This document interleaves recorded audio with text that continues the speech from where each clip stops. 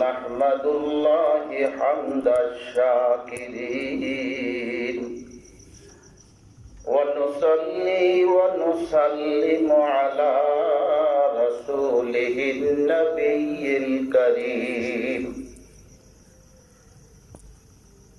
अल्लज़ी अरसलहु bill हक़्क़ि बशीरन व नज़ीरन वदाइयन इलल्लाहि बिइज़्निहि वसिराजम मुनीरा अम्मा बअद फ़अऊज़ु बिल्लाहि मिनश शैतानिर रजीम बिस्मिल्लाहिर रहमानिर रहीम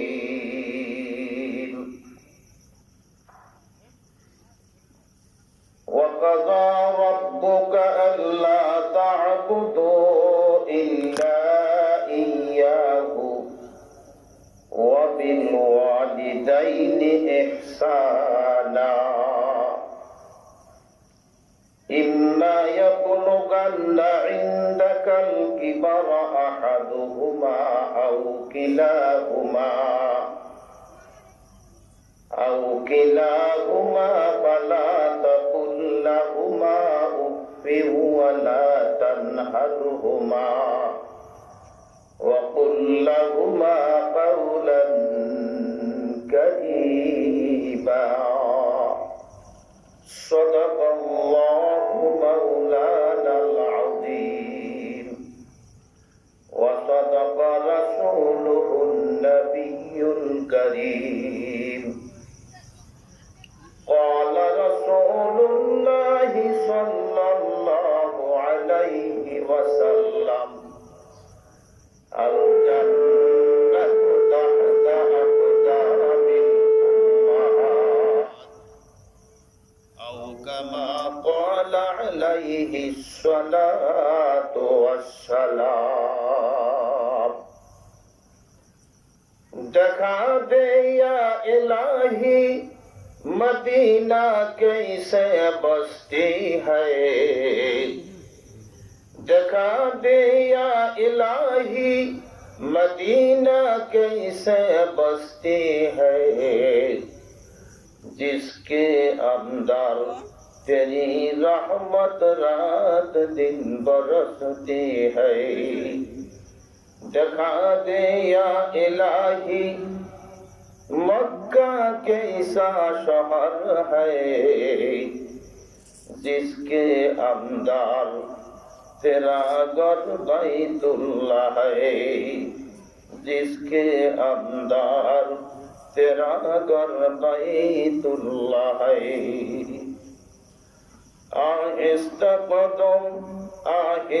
कदम नीस लगा पुस्त सदा हो, खाबीदा यहाँ रूह रसूल आराबी है, खाबीदा यहाँ रूह रसूल आराबी है, खाबीदा यहाँ रूह रसूल आराबी है।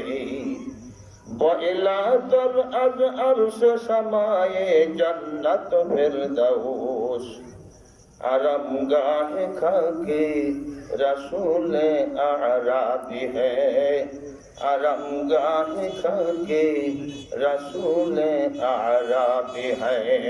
ला इलाहा इल्लल्लाह,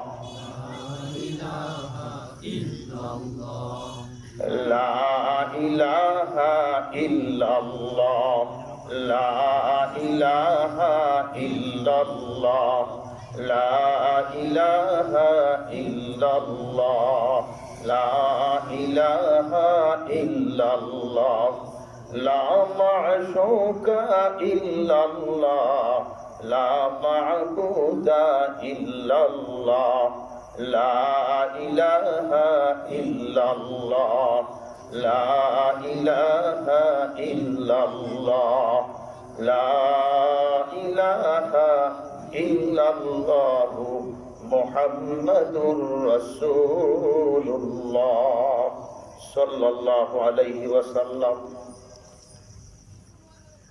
আবু হুরায়রা রাদিয়াল্লাহু তাআলা আনহু মাদ্রাসা দিয়াবাড়ি হাসমিলান দুর্গাপুর গোলাপপুর গ্রামবাসীর যৌথ উদ্যোগে প্রতিষ্ঠিত প্রথম বার্ষিক ওয়াজ ও দোয়ার মাহফিলের সম্মানিত সভাপতি মহোদয় ও শ্রদ্ধাভাজন সেরেতাজ, আজকের যিনি প্রধান মেহমান শেখুল হাদিস আল্লামা আব্দুর রাজ্জাক সাহেব দামাত বারাকাতুহু, শেখুল হাদিস জামিয়া রহমানিয়া মোহাম্মদপুর ঢাকা।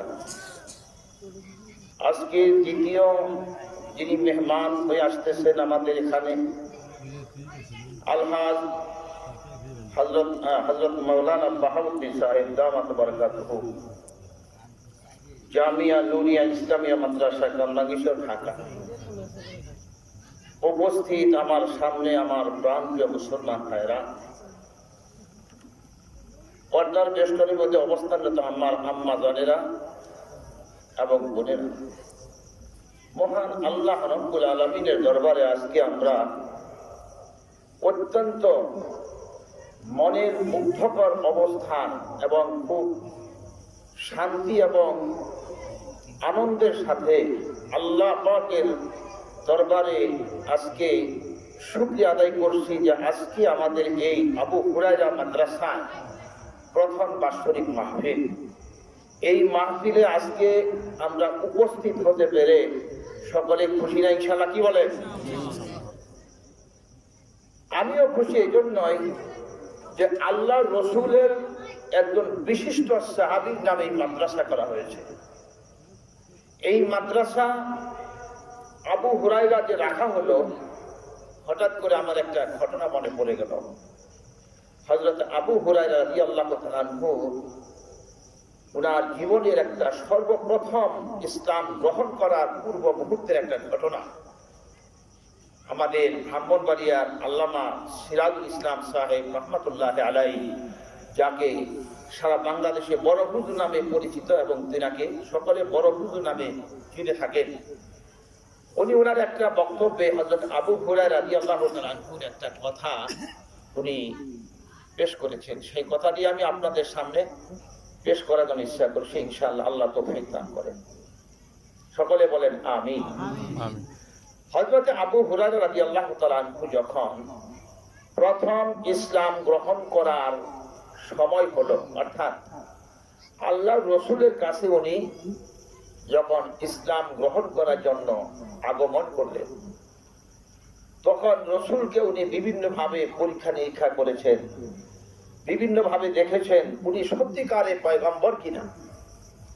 যেমন অন্যান্য সাহাবীরা যখন কাফের ছিল, ইসলাম গ্রহণ করার পূর্বে তারা রসুলকে বিভিন্নভাবে পরীক্ষা নিরীক্ষা করত, ঠিক আবু হুরায়রা রাদিয়াল্লাহু তাআলা আনহু এরকম ভাবে পরীক্ষা নিরীক্ষা করে দেখেন যে আল্লাহ রসুলের মধ্যে যে আদর্শ রয়ে গেছে, তার মধ্যে যে চরিত্র রয়ে গেছে, সেই চরিত্র এত সুন্দর, এত মনোমুগ্ধকর যে সারা পৃথিবীতে এর চাইতে সুন্দর আদর্শবান চরিত্রবান মানুষ পৃথিবীতে আর হতে পারে না।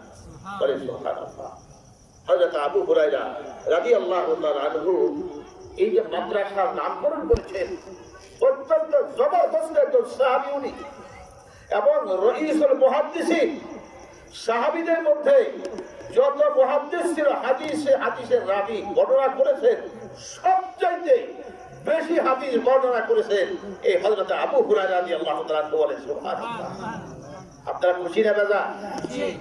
আবু হুরায়রা অত্যন্ত বড় মাপের একজন সাহাবী, এমনকি উনি নবীজির দরবারে দিনকে দিন রাতকে রাত উনি না খেয়ে একটা হাদিস যেন আমার রাসূলের মুখ থেকে বের হয়ে সেটা বাহিরে না যায়, সেটা বাদ না করে, এই চিন্তা ফিকিরে হযরত আবু হুরায়রা রাদিয়াল্লাহু তাআলা আনহু রাত দিন 24 ঘন্টা রাসূলের দরবারে পড়ে থাকতেন। সেই আবু হুরায়রা নামে আপনাদের মাদ্রাসার নামকরণ। বলেন আলহামদুলিল্লাহ। জানেন কি, এই মাদ্রাসা যদিও ছোট্ট একটা ঘর দেখতেছি। ভাইরা, এই মাদ্রাসা প্রতিষ্ঠাতা মুহতামিম দারুল উলুম দেওবন্দের মুহতামিম হযরত মাওলানা কাসেম নানতুবি রাহমাতুল্লাহ আলাইহি বলেন সুবহানাল্লাহ। এই মাদ্রাসা কাসেম নানতুবি রাহমাতুল্লাহ আলাইহি, দেখেন কোন জায়গার শাখা এই মাদ্রাসা, সারা বাংলার আনাচে কানাচে এই মাদ্রাসা ছিটিয়ে ছড়িয়ে আছে। হাজার হাজার মাদ্রাসা ঢাকা শহরে এবং বিভিন্ন প্রত্যন্ত অঞ্চলে এই কওমি মাদ্রাসা বিভিন্ন জায়গায় প্রতিষ্ঠিত হয়েছে। এর একমাত্র সর্বপ্রথম প্রতিষ্ঠা ভারত উপমহাদেশে কাসেম নানতুবি রাহমাতুল্লাহ আলাইহি। উনি একদিন রাত্রিবেলায় স্বপ্নে দেখেন, কথায় কথা মনে পড়ে যায়, দেখে যে দেওবন্দ মাদ্রাসা যেখানে প্রতিষ্ঠিত বর্তমানে করা হয়েছে সেই শত শত বছর আগের ঘটনা। আল্লাহর নবী হযরত কাসেম নানতুবি রাহমাতুল্লাহ আলাইহিকে বলতেছে, কাসেম তুমি এখানে আসো, আমি তোমাকে আমার হাতের লাঠি দিয়া রেখা টেনে দিচ্ছি। এই যতটুকু পরিমাণ রেখা হবে এই রেখার মাঝখানে তুমি একটা মাদ্রাসা প্রতিষ্ঠা করবা। বলেন আল্লাহু আকবার। তাহলে এই মাদ্রাসার আসল প্রতিষ্ঠাতা কে বলেন তো ভাইরা? হযরতে রাসূল করিম সাল্লাল্লাহু আলাইহি ওয়াসাল্লাম। দেখেন কাসেম নানতুবি রাহমাতুল্লাহ আলাইহি সকালবেলা ঘুম থেকে উঠে দেখে আল্লাহ রসুলের হাতের লাঠির রেখা সরাসরি জমিনের মধ্যে ছাপা হয়ে গেছে, জমিনের মধ্যে রেখা চিহ্ন ফুটে উঠেছে। বলেন আল্লাহু আকবার। তাহলে সেই দেওবন্দ মাদ্রাসার একটা শাখা আপনাদের এই মাদ্রাসা আবু হুরায়রা রাদিয়াল্লাহু তাআলা আনহু। এই মাদ্রাসার প্রতি আপনারা খুশি না বেজার? অত্যন্ত খুশি। কারণ এই মাদ্রাসার মধ্যে যে লেখাপড়া করানো হয়, যে কোরআনে কারীম শিক্ষা দেওয়া হয়, এই কোরআনে কারীমের এক একটা অক্ষর আল্লাহর কসম সারা দুনিয়া বিক্রি করলেও একটা অক্ষরের মূল্য হবে না। প্রথম নুরানি কায়দার মধ্যে দেখবেন আলিফ থেকে ইয়া পর্যন্ত 29টা হরফ আছে। কি বলেন, কয়টা হরফ? এই 29টা হরফের মধ্যে প্রতিটা অক্ষরই ওযু ছাড়া পড়ুক অথবা ওযু সহ পড়ুক, এক একটা অক্ষর যখন বান্দা কোনো মুসলমান ইমানদার পাঠ করে তখন তার আমলনামায় কমপক্ষে 10টি নেকি লেখা হয়। বলেন সুবহানাল্লাহ, সুবহানাল্লাহ ওয়া বিহামদিহি। আজকে ভাই দেখেন সারা পৃথিবীতে শুধু ইসলাম নিয়েই ষড়যন্ত্র শুরু হয়েছে। কি বলেন, তাই না? আপনি ভারত উপমহাদেশ দেখেন, বাংলাদেশ দেখেন, বিভিন্ন রাষ্ট্রে দেখেন শুধু মুসলমানদের উপর নির্যাতন, শুধু মাদ্রাসা মসজিদের উপরই মানুষ দোষ এরকম ভাবে খুঁজতেছে। আলেমদের দোষ খুঁজতে খুঁজতে এই পর্যন্ত দেখে কোরআনের মধ্যে ভারতের মধ্যে পার্লামেন্টে 26টা আয়াত, ভারতের পার্লামেন্টে এক জাতীয় সংসদ সদস্য উত্থাপন করছে যে এই কোরআন থেকে 26টা আয়াত বাদ দিতে হবে। সবাই জোরে বলেন নাউযুবিল্লাহ। বলেন তো এটা কি বাদ দেওয়ার ক্ষমতা কারো আছে? জোরে বলেন আছে? সূরা তাওবার থেকে 10টি আয়াত বাদ দিবে, কথাটা খেয়াল করছেন? এবং বিভিন্ন সূরা থেকে প্রায় 26টা আয়াত তারা নোট করছে। ওই ইহুদি খ্রিস্টান নাস্তিক মুরতাদেরা তারা নোট করে সংসদ উত্থাপন করছে, ভারতের পার্লামেন্টে উত্থাপন করছে যে এই আয়াতগুলো বাদ দিতে হবে, কারণ এই আয়াতগুলোর মধ্যে যে অর্থ ব্যাখ্যা রয়ে গেছে এগুলো সাংঘর্ষিক, এগুলো রাষ্ট্রীয় আইনের সাথে মিল হয় না। সবাই চিল্লিয়ে বলেন নাউযুবিল্লাহ। আচ্ছা বলেন, একটা আয়াত কেন, একটা অক্ষর বাদ দেওয়ার কারো ক্ষমতা আছে? এমনকি একটা জের, একটা জবর, একটা নক্ত পর্যন্ত বাদ দেওয়ার মতো কোন ক্ষমতা আল্লাহ পাক কাউকে দেয় না। যখন সারা পৃথিবী থেকে ঝড় উঠে গেছে যে এই কোরআন শরীফের আয়াত বাদ দিলে এটা কোন দেশের পার্লামেন্ট, কোন দেশের সরকার, সে নাস্তিক হোক আর যাই হোক, কেউ মাইনে নাই। অবশেষে ভারত সরকার বাধ্য হয়েছে যে এই কোরআনের আয়াত কোরআন থেকে বাদ দেওয়ার ক্ষমতা কারো নাই, তারা স্বীকার করতে বাধ্য হয়েছে। বলেন সুবহানাল্লাহ। আপনারা খুশি না বেজা?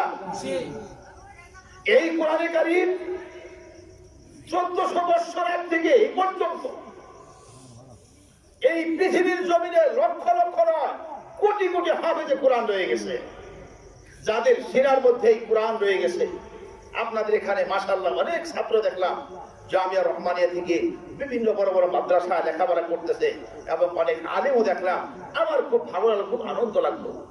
এখানে আসার পরে যে আপ্যায়ন করলো, যে মেহমানদারি করলো, যে সমাধান করলো, আমি তো অবাক হয়ে গেছি যে আলেমরা আসলে সত্যিকারেই আলেমদের সম্মান, আলেমদের ইজ্জত দিতে পারে।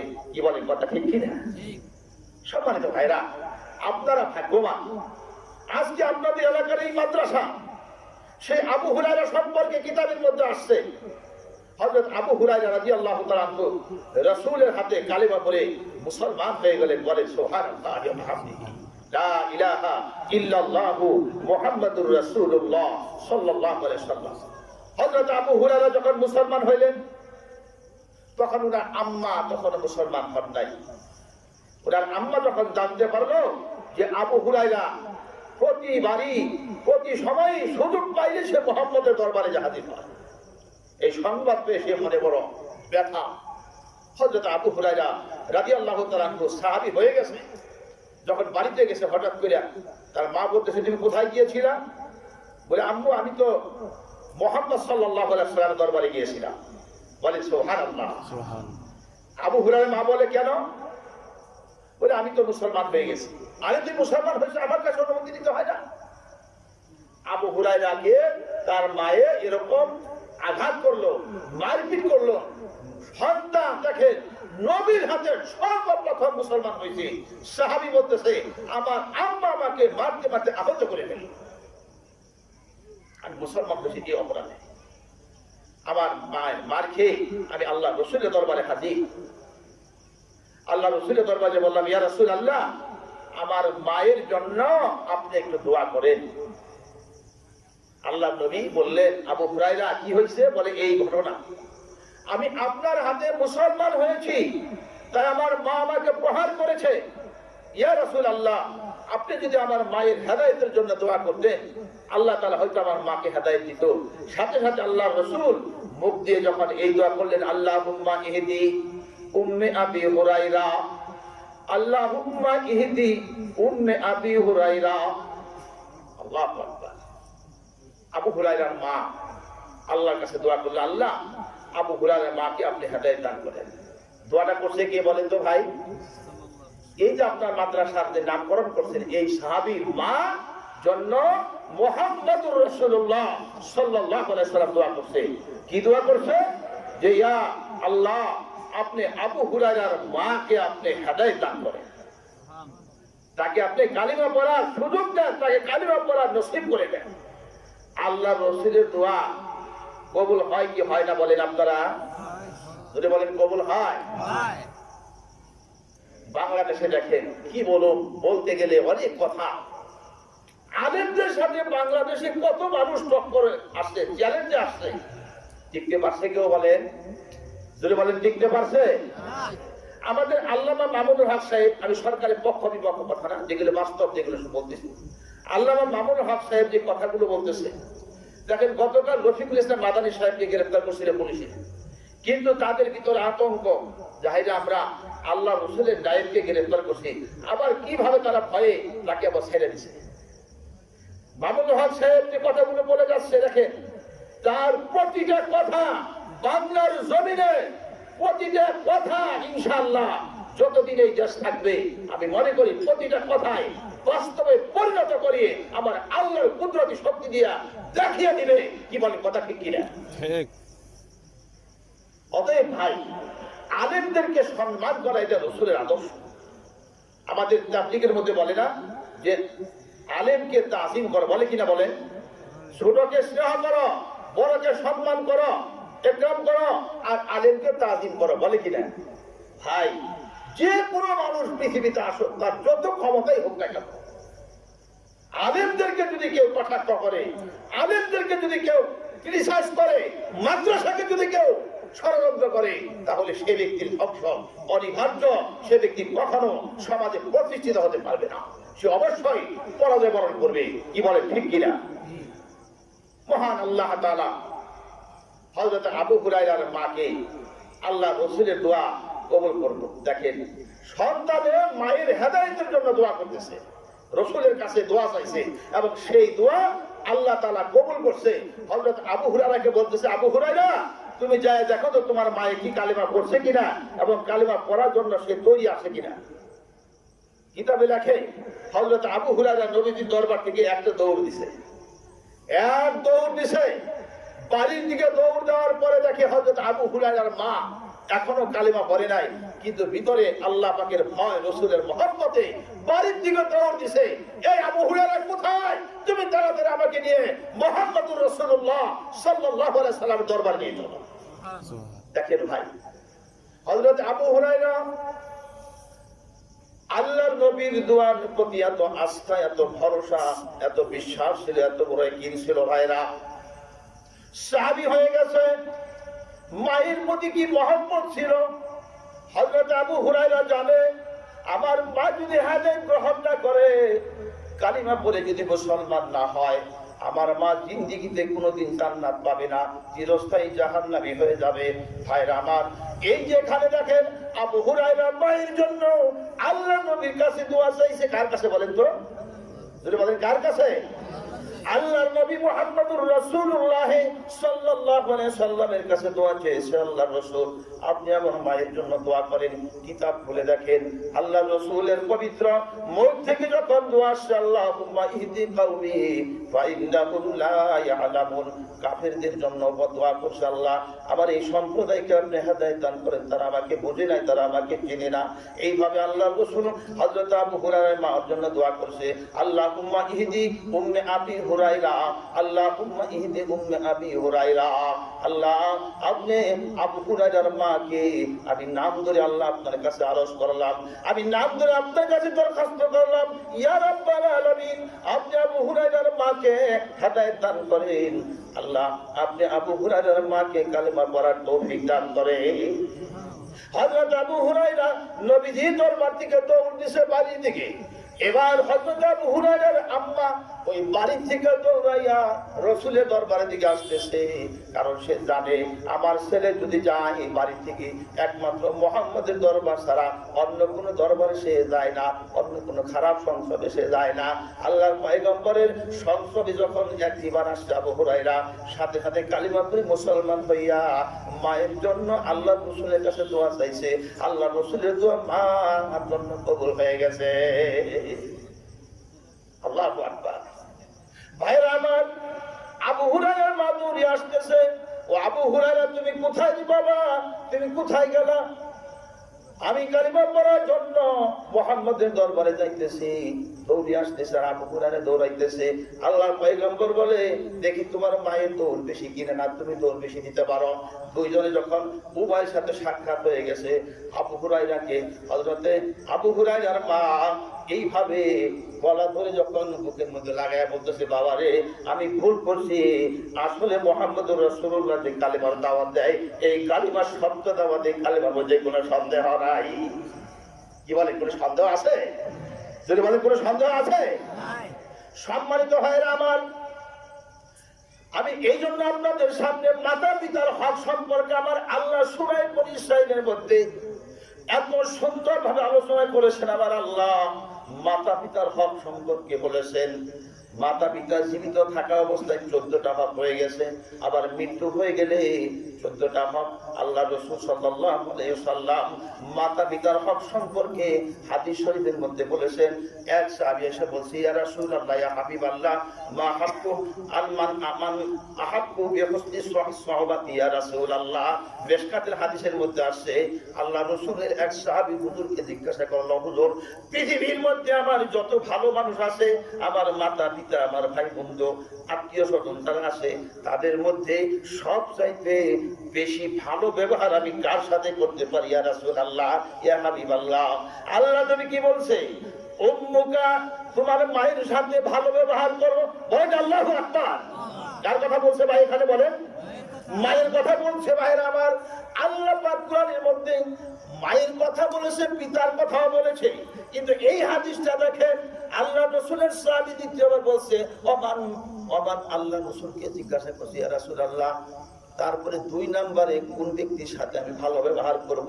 আল্লাহ নবীর পবিত্র মুখ থেকে আবার দ্বিতীয়বার বলছে সুম্মা উম্মুকা, তোমার মায়ের সাথে দ্বিতীয়বার তোমাকে ভালো ব্যবহার করতে হবে। কার সাথে বলে? মায়ের সাথে।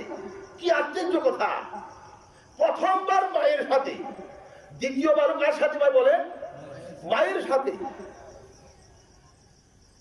আল্লাহ রাসূলকে তৃতীয়বার সাহাবী জিজ্ঞাসা করলো ইয়া রাসূলুল্লাহ, ইয়া হাবিবাল্লাহ, এইভাবে আমি 3 নাম্বার প্রশ্ন করতেছি, তৃতীয় ব্যক্তি কে হবে পৃথিবীর জমিনে আমার সুন্দর ব্যবহারের সবথেকে বেশি হকদার? আমার প্রিয় নবী মুহাম্মদুর রাসূলুল্লাহ সাল্লাল্লাহু আলাইহি সাল্লাম বললেন, যেই নবীর জন্ম থেকে মৃত্যু পর্যন্ত একটা সগীরা গুনাহ করে আমি রাসূলের জীবনী পড়ে দেখেছি।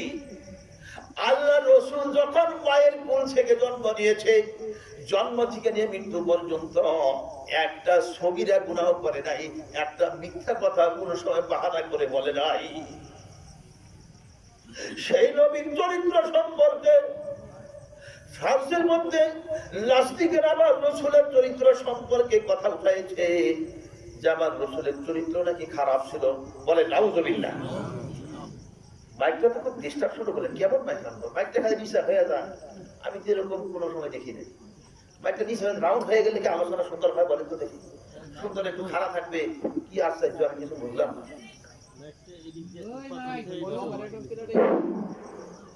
সম্মানিত ভাইরা আমার, আল্লাহ রাসূলের চরিত্র কত সুন্দর ছিল দেখেন। আর আজকে ফ্রান্সের মধ্যে যে লোকটা একজন শিক্ষক, নাস্তিক একজন শিক্ষক, যখন আমার রাসূলের চরিত্র সম্পর্কে কথা বলেছে, তখন ওই দেশের মধ্যে একজন মুসলিম ছাত্র সাথে সাথে দাঁড়িয়ে প্রতিবাদ করছে, সাবধান হয়ে যান শিক্ষক, আমার রাসূলের চরিত্রের মধ্যে কোনো কলঙ্ক নাই। কি বলেন? আছে? যদি বলেন আছে, সারা বাংলাদেশে কত ইতিহাস রচনা হয়ে গেল রাসূলের চরিত্র সম্পর্কে। এখনো তো বাংলার জমিনে এখনো নাস্তিক মুরতাদ হয়ে গেছে, তারা আমার রাসূলের চরিত্র সম্পর্কে কথা বলতে চায়। কিন্তু তারা কি জানে যে বাংলার জমিনে এখনো আহমদ শফি বলে গেছে, ওই শাইখুল হাদিস আল্লামা আজিজুল হক সাহেব বলে গেছে, কিন্তু আল্লামা মামুনুল হক সাহেব, আল্লামা অলিপুরি সাহেব, খালেদ সাইফুল সাহেব, আমাদের আজকে প্রধান বক্তা মুফতি আব্দুর রাজ্জাক সাহেবের মতো আলেম বাংলার জমিনে যদি বাকি থাকে, এখনো কিন্তু সিবাসালা, এখনো কিন্তু ইসলামের মুজাহিদ কিন্তু এখনো বাংলার জমিনে লক্ষ লক্ষ মাথা তারা দিয়ে উঠবে। কি বলেন? কথা ঠিক কিনা? যদি বলেন ঠিক কিনা? আমরা যদি সাধারণ পাবলিক হয়ে থাকি, নবীজির চরিত্র সম্পর্কে একটা কথা বলার থাকি, তার জিহ্বা টেনে ছেড়ে দেওয়া হবে। কি বলেন? ঠিক কিনা? যদি বলেন ঠিক কিনা? কারণ যে রাসূলের চরিত্র আমার আল্লাহ পবিত্র কোরআনে কারীমের মধ্যে অসংখ্য অগণিত আয়াতে প্রশংসা করেছে। ওমা আরসালনাকা ইল্লা রাহমাতাল লিল আলামিন। এটা কি রাসূলের চরিত্র সম্পর্কে বলা হয় নাই? কি বলেন? কথাটা ঠিক কি না? সম্মানিত ভাইরা, আমার কথার একটু উত্তরটা ভালো করে দিলে আমি খুশি হই।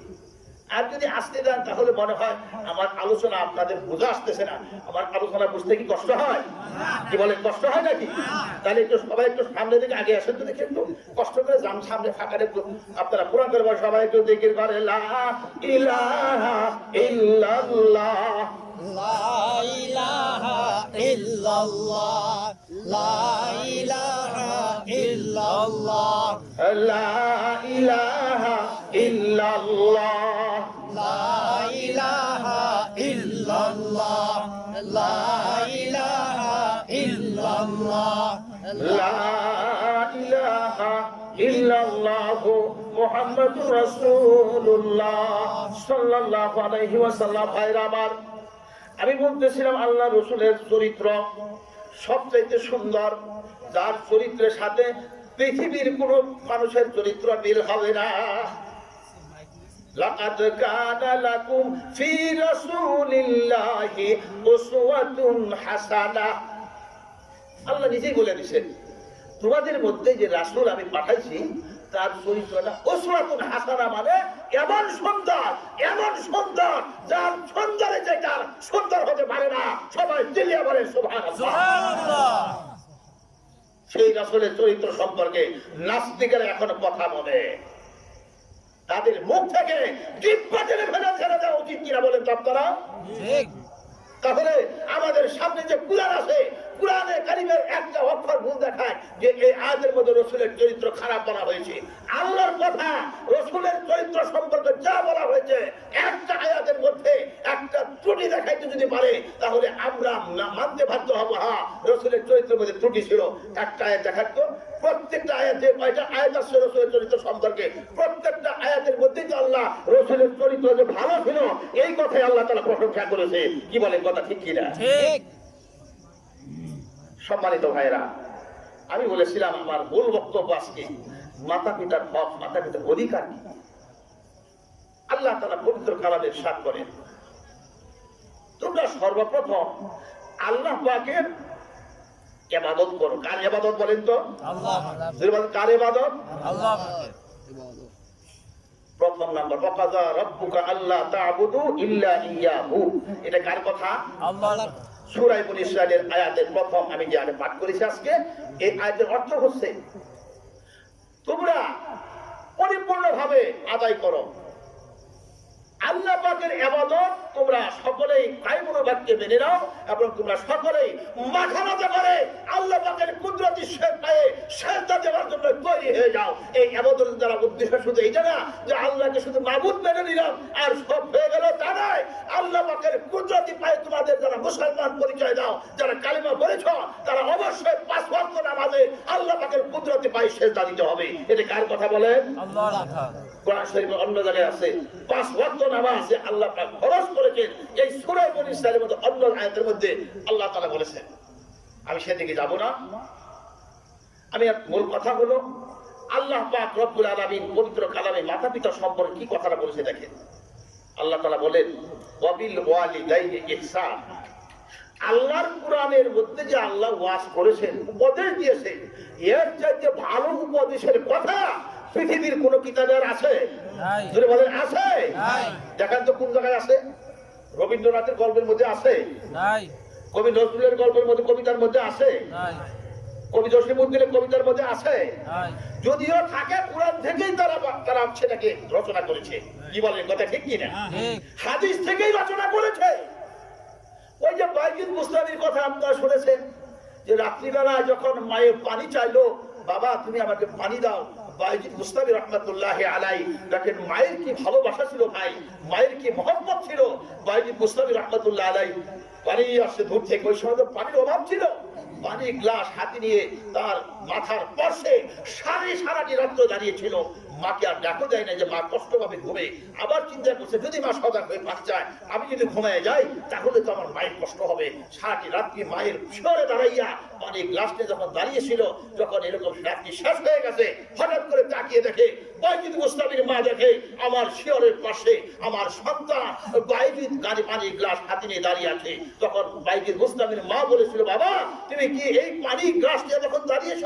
বলে, হ্যাঁ মা, তুমি তো পানি চেয়েছিলা, সেই পানির গ্লাস নিয়ে তো আমি সেই সময় থেকে দাঁড়িয়ে আছি। এসে দেখি তুমি ঘুমে বিমল হয়ে গেছো, তোমাকে ডাক দেওয়ার সাহস পাইনি আমি। বাইজিদ বুস্তামির মায়ের তার এই ব্যবহারে, তার এই খ্যাতমতে কত খুশি হয়ে সে জগৎ বিখ্যাত বুজুর্গ হয়েছে। কি বলে, কথা ঠিক কিনা? কি বুজুর্গ হয় নাই সে? খেদমতে মা দরবে দর কোন সব ভাষা, খেদমতে মা দরবে দর কোন সব ভাষা, তাকে বাসি তাকে বাসি দর্দ আলম নে গোলাম, তাকে বাসি দর্দ আলম নে গোলাম। কবি বলেন, তুমি যদি সকাল সন্ধ্যা মাতা পিতার খেদমত করতে পারো তাহলে তুমি দুনিয়া এবং আখিরাতের সবচাইতে শান্তিময় জীবন লাভ করতে পারবে। ইমাম শাফি রহমাতুল্লাহি আলাইহি কত বড় ইমাম ছিল দেখেন। সারা পৃথিবীর মধ্যে 4 জন ইমাম, ইমাম আবু হানিফা রাহমাতুল্লাহি আলাইহি, ইমাম শাফি রাহমাতুল্লাহি আলাইহি, ইমাম মালিক রাহমাতুল্লাহি আলাইহি, ইমাম আহমদ ইবনে হাম্বল রাহমাতুল্লাহি আলাইহি, ইমাম শাফি রাহমাতুল্লাহি আলাইহি রাত্রিবেলায় যখন এশার নামাজ পড়ে ঘুমের ঘরে যাইত, ঘুমের ঘরে যাওয়ার পরে পূর্বেই মায়ের খেদমতের জন্য পায়ের মধ্যে তৈরি দিত, মাথার মধ্যে চুল দিত। হঠাৎ করে কিছুক্ষণ পর পর হযরত ইমাম শাফি সম্পর্কে কিতাবের মধ্যে আসে, ইমাম শাফি রাহমাতুল্লাহি আলাইহি কতক্ষণ পর পর মায়ের পায়ের তালুর মধ্যে চুমা দেয়, মুখ দিয়ে এরকম করে চুমা দেয়। কি তাই বলে? চুমা দেয়। আওয়াজ পাই ইমাম শাফির মা, কি ব্যাপার বাবা, চুমা দাও তুমি কোথায়? তুমি হাত দিয়ে তোল দিচ্ছ পায়ের মধ্যে, আমি দেখছি, জানতে বুঝতে পারতেছি, তুমি মুখ দিয়ে চুমা দাও কোথায়? হযরত ইমাম শাফি রাহমাতুল্লাহ আলাইহি বলেন, আম্মাজি আমি আপনার পবিত্র পায়ের মধ্যে চুমা দিতেছি। বলে কিভাবে? কয় আমার নবীজি বলেছে, মায়ের পদতলে সন্তানের বেহেশত, সুবহানাল্লাহ, আল জান্নাতু তাহতা আকদামিল উম্মাহাত। বলেন আল্লাহু আকবার। আল্লাহু আকবার। মায়ের পদতলে সন্তানের বেহেশত। সম্মানিত ভাইরা, এই জন্য কবি বলেছেন, মা বাবার কথা রে ভাই, সবাই একটু ধরে বলেন, মা বাবার কথা রে ভাই যে জন শুনে না, আল্লাহ নবীজির দয়া তারা পাবে না। বলেন মারহাবা। মা বাবার কথা রে ভাই যে জন শুনে না, আল্লাহ পাকের দয়া তারা পাবে না, আল্লাহ পাকের দয়া তারা পাবে না। মা বাবা অতি আপন, মা বাবা অতি আপন, মা বাবার করহ যতন, মা বাবা অতি আপন, মা বাবার করহ যতন। তিন কথার সাথী পায়া বইলা যায় না, তিন কথার সাথী পায়া বইলা যায় না। মা বাবার কথা রে ভাই যে জন শুনে না, আল্লাহ পাকের দয়া তারা পাবে না, আল্লাহ পাকের দয়া তারা পাবে না। বলছে নবী হাদিসে, খুলে তুমি দেখো না রে, বলে সুবহানাল্লাহ। বলছে নবী হাদিসে, খুলে তুমি দেখো না রে, বলছে নবী হাদিসে, মায়ের পদ তলে, মায়ের পদ তলে জান্নাত তুমি দেখো না রে। বলেন আমার সাথে, মায়ের পদ তলে জান্নাত তুমি দেখো না রে। বলছে নবী হাদিসে, বলছে নবী হাদিসে, খুলে দেখো না।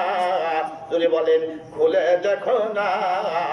মা বাবার কথা রে ভাই, যদি বলেন মা বাবার কথা রে ভাই যে জন শুনে না, আল্লাহ পাকের দয়া তারা পাবে না, আল্লাহ পাকের দয়া তারা পাবে না। আল জান্নাতু তাহতা আকদামিল উম্মাহাত, আল জান্নাতু তাহতা আকদামিল উম্মাহাত। বলছেন নবী হাদিসেতে, বলছেন নবী হাদিসেতে, খুলে দেখেন না রে ভাই, খুলে দেখো না রে বান্দা, খুলে দেখো না। মা বাবার, ধরে বলেন মা বাবার কথা রে ভাই যে জন শুনে না, আল্লাহ পাকের দয়া তারা পাবে না, আল্লাহ পাকের দয়া তারা পাবে না। বলছে নবী হাদিসে, খুলে তুমি দেখো না রে, মায়ের পদ তলে, মায়ের পদ তলে জান্নাত তুমি দেখো না রে। বলছে নবী হাদিসে, বলছে নবী হাদিসে, খুলে দেখো না। মা বাবার কথা রে ভাই যে জন শুনে না, আল্লাহ পাকের দয়া তারা পাবে না। কথা ঠিক কি না? ঠিক। মিয়া, মায়ের খেদমতের দ্বারা জান্নাত পাওয়া যায়। মুসা আলাইহিস সালামের জমানায় মুসা আলাইহিস সালাম একদিন আল্লাহর কাছে বলে, আল্লাহ আমাকে তো আপনি জমানার পয়গম্বর বানিয়েছেন, তো আমার বেহেশতের মধ্যে সাথী হবে কে? আমি দুনিয়াতে তাকে একটু দেখতে চাই। বলেন সুবহানাল্লাহি ওয়া বিহামদিহি, সুবহানাল্লাহি ওয়া বিহামদিহি। মুসা আলাইহিস সালাম আল্লাহর সাথে দুইবার কথা বলছে, আপনারা জানেন না? কি বলেন, জানেন না? হযরত মুসা আলাইহিস সালাম আল্লাহ তাআলার কাছে আরজ করলো, আল্লাহ জান্নাতের মধ্যে আমার সাথী কে হবে? আমি তাকে একটু দেখতে চাই, যদি দুনিয়াতে জীবিত থাকে আমি তার সাথে একটু সাক্ষাৎ করতে চাই। আল্লাহ রাব্বুল আলামিন হযরত মুসা আলাইহিস সালামকে বললেন, অমুক বাজারে যাও, সেই বাজারে যায় দেখবে একটা লোক গোশত বিক্রি করে। গোশত বিক্রি, তাকে কি বলে? কসাই। কসাই, কসাই। এখানে কোন দলের লোক আছে আমি জানি না। এক কসাই লোক ভারত থেকে বাংলাদেশে আগমন করছে, জানেন কি? ব্যাপার হলেন না, প্রায় 10,000 মুসলমানের রক্ত এই কসাইয়ের হাতে রঞ্জিত হয়েছে। সেই কসাই লোকটি বাংলাদেশে আগমন করেছে 2 দিন ধরে, এবং যার প্রতিবাদ শুধু মুসলমানরা করে, আমি প্রমাণ সহ দেখাইতে পারবো। বাংলার জমিনের অনেক হিন্দুরা পর্যন্ত এই কসাই মোদির প্রতিবাদ করেছে। কি বলে, ঠিক কিনা? ঠিক। আসতে বলেন, কেন দুর্বলতা আছে কোনো? না। আমি তো মনে করি এখানে যদি জননেত্রী শেখ হাসিনার বন্ধুও থাকে, তার আপনজন থাকে, তারা এটা প্রতিবাদ করবে। কারণ মুসলমান কি অপরাধ করেছে নরেন্দ্র মোদীর কাছে, সে আজকে বাংলার জমিনে আসবে, হাজার হাজার মানুষের মুসলমানের রক্ত দিয়ে তার রক্ত হাত রঞ্জিত করে আজকে যার কথা সারা বাংলার জমিনে আল্লামা মামুনুল হক সাহেব, জুনায়েদ আল হাবিব সাহেব, বাবুনগরী সহ বাংলার জমিনে হাজার হাজার সরমুরাই পীর সাহেব সহ সারা বাংলার জমিনে সমস্ত আলেমরা বাংলাদেশ সরকারের কাছে একটাই দাবি করেছে। এমনকি আমি মামুনুল হক সাহেবের কথা আবার নিজ কানে শুনেছি, আমি নিজ কানে শুনেছি, আল্লাহকে হাজির নাজির মনে করে বলছি, আল্লাহর কসম করে বলছি। উনি বলেছেন যে আপনারা সরকার গঠন করেছেন, আমাদের কোনো আপত্তি নাই। মামুনুল হক সাহেবের কথা, আমাদের কোনো আপত্তি নাই, আপনারা দেশ চালান, আপনারা আরো দেশ চালান, আরো রাষ্ট্রপ্রধান থাকেন, আমাদের কোনো আপত্তি নাই। কিন্তু ওই কসাই মোদীকে আমরা বাংলার জমিনে দেখতে চাই না। এটা কি আপনারা একমত আছেন? একমত আছেন? হাত করে দেখান তো দেখি। আমরাও একমত আছি। আল্লাহ পাক কিয়ামত বন্দি করে আমাদের সকলে হাতকে সকলে বলেন আমিন। বলবেন হুজুর এত লক্ষ লক্ষ মানুষের সামনে ওনারা হুঙ্কার দেন, আপনি সামান্য একটা ব্যাংকের মতো লোক, আমরা অল্প কয়েকজন মানুষের সামনে আপনি হুঙ্কার দেন। এই হুঙ্কার দেওয়ার উদ্দেশ্য না, উদ্দেশ্য হলো আপনাদের কাছে এই দাওয়াত পৌঁছিয়ে দেওয়া। এটা আমাদের দায়িত্ব দিয়ে সামলা করার পক্ষ থেকে। কি বলেন কথা ঠিক কিনা? তা'মুরুনা বিল মা'রুফ ওয়া তানহাউনা আনিল মুনকার। সৎকারের আদেশ করতে হবে, অসৎকারের নিষেধ করতে হবে। এটা কার কথা বলেন? আল্লাহর কথা যদি পৌঁছালে আমাদের কোন আপত্তি থাকে তাহলে ইমানই থাকবে না। কি বলেন কথা ঠিক কিনা? আমি তো মনে করি বাংলার প্রতিটা মুসলমানের দাবি, প্রাণের দাবি থাকা উচিত যে একজন বিধর্মী করে আরো বিধর্মী বাংলাদেশ আসুক, আপত্তি নাই, আপত্তি নাই। কিন্তু যে মুসলমানের শত্রু, যে মুসলমানের রক্তে হাত রঞ্জিত করেছে, ওই সমাজের কুখ্যাত, ওই সমস্ত জালেমদেরকে আমাদের বাংলার জমিনে আসতে দেওয়া, এটা আমাদের কখনো মনে চায় না। কি বলেন ঠিক কিনা কথা? কি দুটো হাত তুলে দেখান তো দেখি ঠিক কিনা কথা।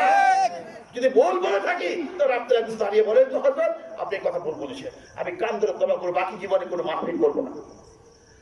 আপনাদের এখানে আমার জীবনে প্রথম আসা, আগামীকাল আমার মাহফিল আছে আমার এলাকায়, মানিকগঞ্জেই পড়ছে। হঠাৎ করে আল্লাহ তাআলার পক্ষ থেকে ফায়সালা হয়, যাইতে হয়। কিন্তু আমি তো পেশাদারি বক্তা না যে আমার নাম অমুক জায়গায় থাকবে, এটা সেটা এরকম না। আল্লাহর সন্তুষ্টির জন্য কিছু কথা বলি।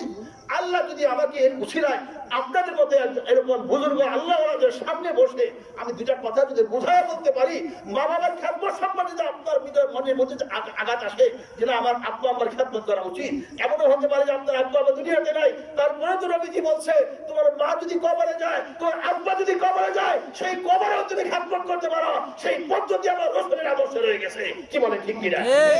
আল্লাহ তাআলা বলছে কোরআনে তোমার মা বাবা কবরে চলে গেছে, এখন তুমি কিছুই করতে পারো না, তুমি গরিব মানুষ, তোমাকে আবার আল্লাহ এমন একটা দোয়া শিক্ষা দিয়েছে। আপনি বলেন আল্লাহু আকবার। একটা দোয়া শিক্ষা দিয়েছে আমার আল্লাহ, এমন একটা দোয়া শিক্ষা দিয়েছে সন্তানের জন্য আমার আল্লাহ। যেই দোয়াটি সূরা বনী ইসরাঈলের মধ্যে আমার আল্লাহ সুন্দরভাবে বলেছেন, আমার সাথে আপনারা সবাই বলবেন বিসমিল্লাহির রহমানির রহিম। সবাই বলেন বিসমিল্লাহির রহমানির রহিম। ওয়া কুর রাব্বিরহামহুমা কামা রাব্বায়ানি সগীরা। ওয়া কুর রাব্বিরহামহুমা কামা রাব্বায়ানি সগীরা। এটা কার দোয়া? আল্লাহ পাকের শিক্ষা দোয়া। তার জন্য সন্তানদের জন্য আল্লাহ পাক শিক্ষা দিয়েছে। তোমার মাতা পিতা যদি কবরে চলে যায়, তোমার মাতা পিতা যদি মৃত্যুবরণ করে, তুমি নামাজের পরে হাত তুলে যদি এই দোয়াটি করো, সন্তান তুমি যতই মূর্খ থাকো, যত তুমি অশিক্ষিত থাকো, কিন্তু এই দোয়াটি তোমার জন্য আমার আল্লাহ সহজ করে দিয়েছে। আমার আল্লাহ যে দোয়াটি শিক্ষা দিয়েছে, আমার মনে হয় হাজার মুসলমানের মধ্যে 950 কমপক্ষে এই দোয়াটা পারে। আমরা পারি না সবাই দোয়াটি, ভুল হোক অসুবিধা নেই। আমার আল্লাহ বলে কি জানে, বান্দা তোমার ভুল হবে আমি জানি, কিন্তু মনটা তো তোমার ভালো, তোমার মনটা কাজে তোমার মা বাবার জন্য। সেই জন্য আমি তোমার মা বাবার এই দোয়াটা যখন তুমি বলা মুখ দিয়ে, আমি আল্লাহ পাক একজন ফেরেশতা পাঠাইয়া তোমার মা বাবার জন্য এই সবগুলো আমি কবরে পৌঁছানোর ব্যবস্থা করে দেই। বলেন সুবহানাল্লাহ। আপনারা খুশি না কথা? খুশি। কার জন্য দোয়া শিখাইলাম বলেন? এটা কার দোয়া? এটা বলেন আল্লাহ। কার দোয়া এটা? আমার আল্লাহ পাকের শিখানো দোয়া। আমার রাসূল বললেন তিন নাম্বার হক তোমার মাতা পিতার। সুম্মা মান ইয়া রাসূলুল্লাহ, সাহাবী জিজ্ঞাসা করলো হুজুর চতুর্থ নম্বরে কার দোয়া, কার সাথে সুন্দর ব্যবহার? ওই হাদিসটা আপনাদের মনে আছে কিনা বলুন। আল্লাহ নবী বললেন সুম্মা আবুকা, তোমার পিতার, তোমার পিতার সাথে সুন্দর ব্যবহার করতে হবে। প্রথম নাম্বার তোমার মায়ের সাথে, দ্বিতীয় নাম্বার তোমার মায়ের সাথে, বলে আল্লাহু আকবার। তিন নাম্বার তোমার মায়ের সাথে, চার নাম্বার তোমার পিতার সাথে। তাহলে পিতার অধিকার এখানে তিন নম্বরে পরে স্থান দেওয়া হয়েছে। প্রথম নম্বরে মা, দ্বিতীয় নম্বরে মা, তৃতীয় নম্বরে মা। তাহলে বন্ধুরা এবার লক্ষ্য করেন, মা কেন মার সাথে তো সুন্দর ব্যবহার করতে হবে। হযরত ইমাম শাফি রাহমাতুল্লাহ আলাইহি মায়ের পায়ে চুমা দিয়ে বলছে, আম্মাজি আমি জান্নাতের গেটের মধ্যে, জান্নাতের দরওয়াজার মধ্যে চুমা দিচ্ছি। সুবহানাল্লাহ। হযরত ইমাম বুখারী রাহমাতুল্লাহ আলাইহি জীবনী দেখেন, কবি মাদ্রাসার মধ্যে ইমাম বুখারী রাহমাতুল্লাহ আলাইহি হাদিস বুখারী শরীফ পড়ানো হয়। শাহ ইসমাইল সাহেব রাহমাতুল্লাহ আলাইহি উনি লিখেছেন, এই বুখারী শরীফের আপনার যিনি রচনা করেছেন ইমাম বুখারী রাহমাতুল্লাহ আলাইহি, হঠাৎ করে চোখের সমস্যা। আমার আল্লাহর কাছে তার মায়ের দোয়া করছে, আল্লাহ আমার ইমাম বুখারী যদি জীবিত থাকে তাহলে আপনার কোরআন, আপনার রাসূলের হাদিস শিক্ষা দেওয়া আমার মনের মধ্যে বড় আবেগ। মায়ের দোয়া কবুল হয় কিনা বলেন? হয়। জোরে বলেন, কবুল হয়? হয়। ইমাম বুখারীর ঘটনা, বিশুদ্ধ ঘটনা। হযরত ইমাম বুখারী রাহমাতুল্লাহি আলাইহি তার মা দোয়া করছে, আল্লাহ বলে আমি ইমাম বুখারীর চোখের এমন পাওয়ার বাড়িয়ে দিলাম, তার ভালো চোখের যে পাওয়ার ছিল তার চাইতে হাজার হাজার শত গুণে বেশি পাওয়ার বাড়াইয়া আমি আল্লাহ তার মায়ের দোয়া তার জন্য কবুল করেছি, এবং তার মায়ের দোয়ার দ্বারাই ইমাম বুখারীকে আমি বুখারী শরীফ লেখার তৌফিক দান করেছি। সুবহানাল্লাহ। কার দোয়ার বরকত বলে? মায়ের দোয়া। যদি বলেন কার দোয়ার বরকত? মিয়া আমি আল্লাহর কসম করে বলতে পারি, আপনার মা বাবা যদি আপনার প্রতি রাজি থাকে, বিশ্বাস করেন আপনার মা বাবা যদি আপনার প্রতি রাজি থাকে, ইনশাআল্লাহ আল্লাহ আপনাকে জান্নাত দিয়ে দিবেন, কোনো সন্দেহ নাই। সুবহানাল্লাহ। কি বলে? কোনো সন্দেহ নাই। কিন্তু মা যদি বলে বাবা পীরের পায়ে সিজদা করা জায়েজ নাই, মা যদি বলে আমার পায়ে সিজদা করা জায়েজ নাই, মা যদি বলে মাজারে সিজদা করা জায়েজ নাই, মা যদি বলে তোমার বাপকে সিজদা করা জায়েজ নাই, এটা কার কথা? আল্লাহ পাকের হক। সিজদা কার হক বলেন? আল্লাহর হক। এই জায়গাটা সবাই হাত দেন তো, এই জায়গাটা কার হক বলেন? বলেন আল্লাহর হক। এই জায়গাটা কার হক? আল্লাহর হক। এই জায়গাটা যদি কোনো ব্যক্তির কোনো জায়গায় স্পর্শ হয়ে থাকে আল্লাহ ছাড়া, আল্লাহর কসম সেই ব্যক্তির সাথে ঈমান যে খারিজ হয়ে যাবে। কখনো ভাই সে ব্যক্তি মুক্তি পাবেন যদি সঠিক সে কালেমা যদি না পড়ে, প্রকৃত কালেমা না পড়ে, মুসলমান না হয়, তাহলে সে মুশরিক হয়ে যায়। ভাই আমার এই জন্য মা বাবার কথা শোনা যাবে, কিন্তু আল্লাহর কথা বাদ দিয়ে, কি বলে, আল্লাহর কথা বাদ দিয়ে না। সম্মানিত ভাইরা, কেন ইমাম বুখারী এত বড় আলেম হলো? ইমাম শাফি রাহমাতুল্লাহ কেন এত বড় আলেম হলো? মা বাবার দোয়া ছিল। ইমাম বুখারী যে আলেম, আল্লাহু আকবার, বিশ্ব বরেণ্য আলেম ছিলেন। ইমাম আহমদ ইবনে হাম্বল রাহমাতুল্লাহি আলাইহি উনি এত বড় আলেম ছিলেন। আহমদ ইবনে হাম্বল হলেন ইমাম বুখারীর উস্তাদ। এই ইমাম আহমদ ইবনে হাম্বল রাহমাতুল্লাহি আলাইহি একদিন রাত্রিবেলায় শুয়ে রয়েছেন, এশার নামাজ পড়ে হঠাৎ করে স্বপ্নে দেখে আল্লাহ তাআলাকে জিজ্ঞাসা করছে, আল্লাহ আপনাকে আমি এত ভালোবাসি, আপনি স্বপ্নে আমার সাথে সাক্ষাৎ হলেন, তো আমি আপনার কাছে একটা কথা জিজ্ঞাসা করতে চাই। বলে সুবহানাল্লাহ। ইমাম আহমদ ইবনে হাম্বল রাহমাতুল্লাহি আলাইহি কথা আমরা যদি পালন করি তাহলে আমরাও আল্লাহর কাছে দাবি হতে পারবো। যদি বলেন দাবি হতে পারবো ইনশাআল্লাহ। রাজি আছেন আমরা? কি বলেন? ইনশাআল্লাহ। ইমাম আহমদ ইবনে হাম্বল রাহমাতুল্লাহি আলাইহি বললেন, আল্লাহ আপনাকে বেশি লাভবান হওয়া, আপনার অধিক নৈকট্য লাভের মাধ্যম কি একটু বলে দেন। মানে আপনাকে কি কাজ করলে বেশি আপন করতে পারবো? মোট কথা বুঝাইতে পারছি আপনাদেরকে? আপনার ভালোবাসা আমার অন্তরে কি কাজ করলে বেশি হবে আপনি একটু বলে দেন। বলে সুবহানাল্লাহ। ইমাম আহমদ ইবনে হাম্বল রাহমাতুল্লাহি আলাইহি যখন এই কথাটি আল্লাহ তাআলাকে জিজ্ঞাসা করলেন স্বপ্নের ঘরে, এটা কিন্তু প্র্যাকটিক্যাল নয়, প্র্যাকটিক্যালে কেউ দেখে না আল্লাহকে দুনিয়াতে। কথা কি বুঝাইতে পারছি? স্বপ্নের মাধ্যমে আল্লাহ তাআলা দেখাইছেন। আল্লাহ তাআলা বললেন, আহমদ তুমি আমার কোরআনকে যদি পাঠ করো তাহলে তুমি আমার অধিক নৈকট্য লাভ করতে পারবে। বলেন সুবহানাল্লাহ। বলেন তো ভাইরা, সেই মাদ্রাসায় কি পড়ানো হয়? কোরআন। বলেন কি পড়ানো হয়? কোরআন। সেই কোরআনের কথা আল্লাহ পাক ইমাম আহমদ ইবনে হাম্বলকে স্বপ্নের ঘরে জানিয়ে দিলেন, ও ইমাম আহমদ, তুমি যদি আমার কোরআনকে পড়তে পারো, কোরআনের সাথে মহব্বত করতে পারো, তাহলে আমার অধিক নৈকট্য লাভ করতে পারবে। ইমাম আহমদ ইবনে হাম্বল রাহমাতুল্লাহি আলাইহি সাথে সাথে বলে দিলেন, আচ্ছা তাহলে কি সেটা বুঝে বললেন না বুঝে বললেন? প্রশ্ন আসে কিনা? কি বলেন, আসে না? আমাদের দেশে দুই প্রকার তবলিগ হয়ে গেছে এখন। এক শ্রেণীর তবলিগী ভাইরা বলে যে কোরআন শরীফ না বুঝা বললে কোনো লাভ হবে না। এই কথাটা মারাত্মক কথা। ইমাম আহমদ ইবনে হাম্বল রাহমাতুল্লাহি আলাইহিকে স্বয়ং মহান আল্লাহ রাব্বুল আলামিন বলেছেন, ও ইমাম আহমদ, তুমি কোরআন বুঝে পড়ো আর না বুঝে পড়ো, আমার কোরআন পড়লে তোমাকে আমি ভালোবাসবো। বলে সুবহানাল্লাহ, সুবহানাল্লাহি ওয়া বিহামদিহি। ভাই, আমাদের কার কার ঘরে কোরআন আছে একটু হাত তুলেন তো দেখি। না থাকলে হাত তোলেন না। আমি বলছি আপনার বাড়িতে আছে কিনা তাই বলছি। আপনার ঘরে কোরআন আছে? কার কার ঘরে আছে হাত তোলেন। যার ঘরে নাই হাত তুলেন না, তাহলে মিছা কথা হবে, কবিরা গুনাহ হবে।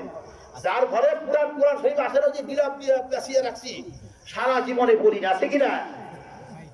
আমি কিন্তু তাই খুব পাকা লোক কিরকম বক্তা পাকা না, আলেমু পাকা না, কিন্তু এই সমস্ত ব্যাপারে বড় পাকা আমি।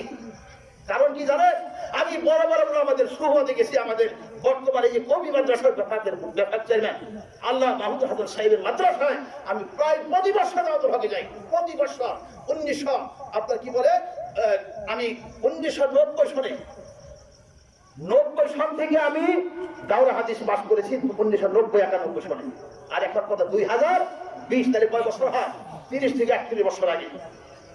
এই যে আমরা কোরআন শরীফের গিলাফটা আমরা রাখি, দেখেন আজকে মাদ্রাসার মধ্যে, মসজিদের মধ্যে গিলাফ ছাড়া কোরআন শরীফ আছে কিনা বলে? ভাইরা, এমন গিলাফওয়ালা কোরআন আমাদের অনেকের ঘরে আছে যেই গিলাফটা কাপড়ের কাপড় দিয়ে বানানো, আছে কিনা? এমনকি ওই গিলাফটা আজীবন কোনোদিন সাবান ছোড়া দেখলে ধুয়োটাও করি নাই। ওই যে কোরআন শরীফটা পেঁচিয়ে রাখছি, জানেন কি কোরআন শরীফ আপনার আমার জন্য কত বদদুয়া দিতেছে? আমার শাইখ মুর্শিদ মহিউদ্দিন আব্দুল হক সাহেব রাহমাতুল্লাহি আলাইহি, ওনার সাথে আমার ইসলাম হয় নাই, কিন্তু দরখাস্তের মাধ্যমে মানিকগঞ্জের বাজার ফখরুদ্দিন সাহেবের মাধ্যমে বায়াত হয়েছিলাম। কিছুদিন ওনার বায়াত ছিলাম, কিন্তু ওনার সাথে কথা বলার সুযোগ হয় নাই। কোন সুবতে দূরের থেকে দেখছি হযরতকে হাকিমুল উম্মাহ থানভী রাহমাতুল্লাহ শেষ খলিফা, ওনার কিতাবের মধ্যে লেখা আছে যে মিয়া, তোমার শরীরের পচা শরীরের কাপড়টা 300-400 টাকা গজের কাপড়, তুমি সেই কাপড় দিয়া তুমি জামা বানাইলা, পাঞ্জাবি বানাইলা, শার্ট বানাইলা, প্যান্ট বানাইলা, কত কিছু বানাইলা। আর যেই কোরআন তোমাকে সুপারিশ করবে কিয়ামতের ময়দানে, রমজান মাসে তুমি হাফিজে কোরআনের খতম করে হইনা, তুমি কি করছো? তোমাকে তোমার জন্য কোরআন সুপারিশ করবে। সেই কোরআনের গিলাফটা তুমি এমন পচা কাপড় দিয়ে বানাইয়া ওই উপরে লটকে রাখলা, যে তাকের মধ্যে আর কোনোদিন তুমি এটা পরিষ্কার করে রাখলা না। কি বলে কথা, ঠিক কিনা? সম্মানিত ভাইরা, আমি আপনাদেরকে আজকে সুন্দর একটা সবক দিব। আপনারা সকলেই সেই কোরআনকে হাত দিয়ে ধরবেন অজু অবস্থায়। যদি নাও করতে পারে, কমপক্ষে হাত দিয়ে ধরবেন। রাজি আছেন? যদি হাত দিয়ে ধরে আমি আল্লাহর কসম করে বলতে পারি, আপনার এই হাতে কোরআনের পক্ষে কিয়ামতের দিন সাক্ষী দিবে। মুখে একটু চুমা দিবেন, বুকে একটু লাগাইবেন, এবং ওই গিলাফটা পরিষ্কার পানি দিয়ে, মানে ভালো পানি দিয়ে ধুইয়া ওই গিলাফের পানির ফুটা কিন্তু ময়লা ড্রেনের মধ্যে দিবেন না।